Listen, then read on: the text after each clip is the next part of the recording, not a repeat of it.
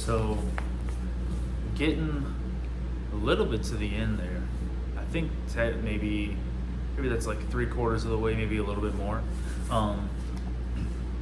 There's going to be like some spoilers in this conversation or in this video. One of the things that I'm really curious how the show is going to approach, like the new HBO show is going to approach this story. And I can't really remember the movies too well. I remember reading the book and then watching the movie, and just in my mind I was like, the book is better, the book is better, the book is better. So I wasn't really kind of appreciating the films as their own.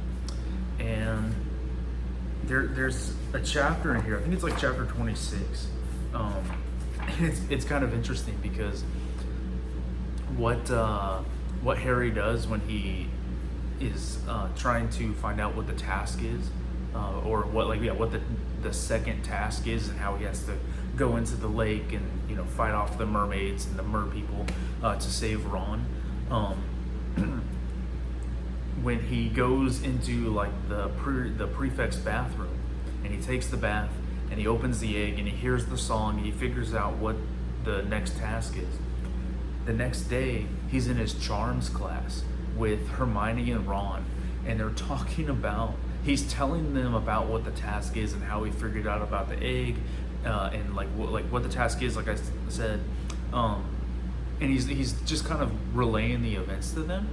But in charms class, they're learning the charm of, it's called the banishing charm. So you have the summoning charm and the banishing charm. And the summoning charm is you wave your wand, you say your spell, and something comes to you, right? Like hopefully if you aimed right and you're doing the spell right, what you summon to you will come to you. And the banishing charm is like the opposite of that, right? So you're gonna banish something away from you, you're gonna get rid of it. And as Harry is telling Ron and Hermione what's happening, like pillows are being thrown around the room, and the professor, I'm forgetting the professor's name right now, but the professor like at one point gets thrown across the room because he was banished, I think by Neville. And I'm just like picturing that in my head of how like absurd that is, like to just imagine like little kids in a room having like a super serious conversation about this task, and like a teacher's just like flying around. And I remember my wife and I have talked about this before, like sometimes when you see CGI, hopefully this analogy is gonna make sense, but sometimes when you see CGI, it like looks fake, right? Like you're looking at it and you're like, this doesn't look real. And the thing about it is, if you saw it in real life, it would look fake. Like if you go and watch Marvel's The Incredible Hulk from 2008, the CGI Hulk looks fake. But if you saw that in real life, you wouldn't think it's real, because nobody has ever seen a giant green man like that.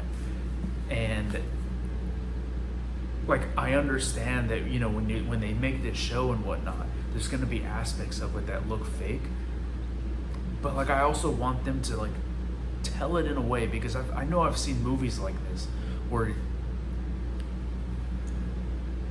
a viewer can embrace the absurdity of the world that they're watching, and like I hope they do that, like in the way where it's like, no, this is actually happening. Like people are being thrown around rooms, and just odd things are going around in this Hogwarts castle. Also, there's a super serious thing, this super serious threat of Voldemort, rising to power.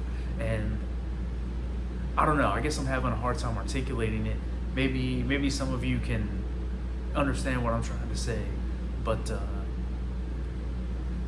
I guess I'm just like I don't know why. I really love these books, and I love the absurdity of it, but I also love that there's like genuine like threats. So, sometimes like again, movies are like this, and I'm going to use that again, where you're watching a movie and everything is getting thrown at a character, but they just keep getting up again, or they just keep bouncing it off, and there's no like thought of like, oh, this person could die. There's no thought of like, oh, this is real. You don't really, as a viewer, get to feel afraid. but you do with these, and I like that a lot. So that's where I'm at right now. I'll do like a full book review, maybe I'll do a full book review. Maybe I'll just start on the 5th one and then give you my thoughts as I'm reading. I don't know if I'm gonna actually give like full book reviews in the sense of like read a book and then tell you what my thoughts are on it, especially if I'm doing a series. If I'm doing a series, it might be kind of combined where, you know, here I am not finished with book 4, the next video might be 2/3 of the way into book 5, and then I'll just cover, you know, the last little bit here as well as what I'm reading in Order of the Phoenix.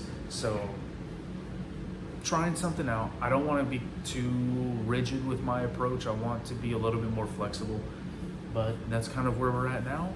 And I'll see you in the next one. Bye-bye.